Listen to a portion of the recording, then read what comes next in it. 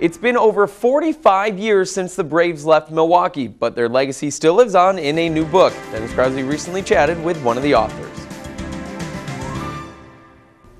Tom Andrews is the co-author of For Milwaukee Braves Fans Only. The book is out and doing well. The Milwaukee Braves and their legacy continues to live on. Why'd you write the book? Well, I was asked to be part of this project, Dennis. Rich Wolf is a very polished author. He's done about 40 books, many of them in the For Fans Only, Cubs fans, White Sox, Red Sox fans, Yankees fans, etc.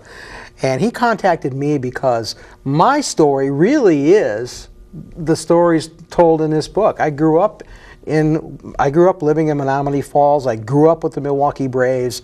In fact, what I like to say is I was born on March 13th, 1953, and 5 days later the Braves announced they were coming from Boston. Wow. No cause and effect there, but that's my little point in history. For me, this is a labor of love kind of a project. It's a chance to reacquaint people who maybe aren't familiar with a very different time in baseball, and no disrespect, of course, to the Milwaukee Brewers. It's great that we have the Milwaukee Brewers, but don't forget the Milwaukee Braves. They're the team that sealed the deal. They won the World Series for this town back in 1957. And you proudly wear the hat of the Milwaukee Braves Historical Association. Yes. That you are involved with in keeping those memories alive. Bud Lee, I know, is very involved in that as well. Bob Berry, good friends. Yeah, Bud Lee and Johnny Logan actually co-founded this organization, and they asked me to be part of it when they were doing their membership drive, and they were particularly looking for people who have memories.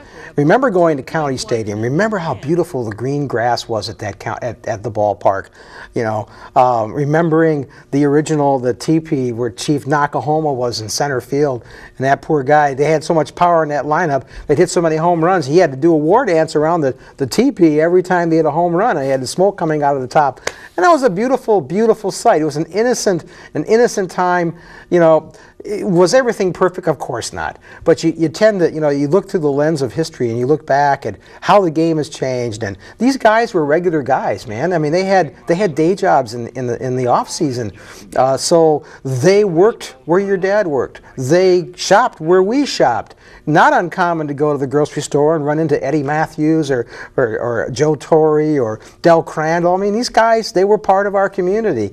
It's a very different time in baseball history, Dennis. What I think is fun about the book is that you didn't set out to write a history book about the Milwaukee Braves. No. Bob Beege did an outstanding job of already doing that. This is from the fans' perspective. How did you select what people you wanted to talk to? Being in the Milwaukee Braves Historical Association, I had a number of people that I had spoken to at banquets and events that were very articulate and had clear memories, just funny stories about going to County Stadium, hanging out, chasing players for autographs, bumming a ride home because he lived 6 blocks away from your house. That stuff happened, so you went and found those kinds of people. We tried to pick people not only who would just say, oh, I remember how County Stadium looked, it was beautiful, but they have a particular, like I have, here's one, Bob Henley broke my heart. Bob Henley was a relief pitcher for the Braves, and in 1962 I went to the stadium and as a knot-hole, Little League game,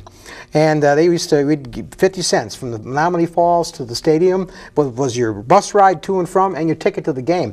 They would let turnstiles open and we would run up the ramp and get the first seat we could get. And we always were in right field, so we were right above Henry Aaron. And I remember running up that ramp. It was adjacent to the bullpen, and there standing in front of me was Bob Henley, relief pitcher, left-hander, in the beautiful Milwaukee Braves jersey, and, wow, Mr. Henley, can I please have your autograph? And he said, oh, I'm really sorry, son.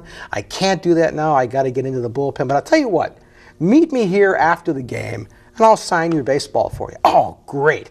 So I watched the ball game. I can't remember if the Braves won or lost, but I was so excited because the game was coming to an end. And I went back to the bullpen, and I waited for Bob Henley. I'm still waiting, Dennis. No.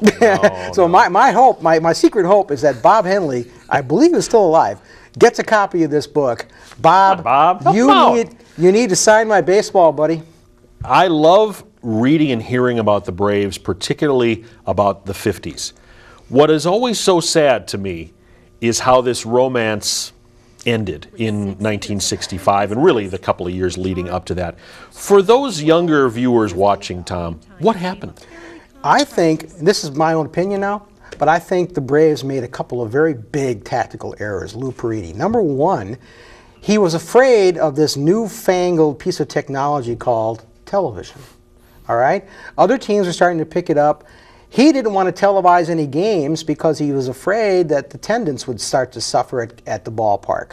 Tactical error number two, I believe, is that he did not replace some of the big frontline players that left, Joe Adcock, Johnny Logan, Warren Spahn. He didn't replace them with that equal quality of player. And the third thing, this is maybe people, this is hard to believe, but in the early days, I can remember going to the ballpark and people would carry their own beer into the stadium.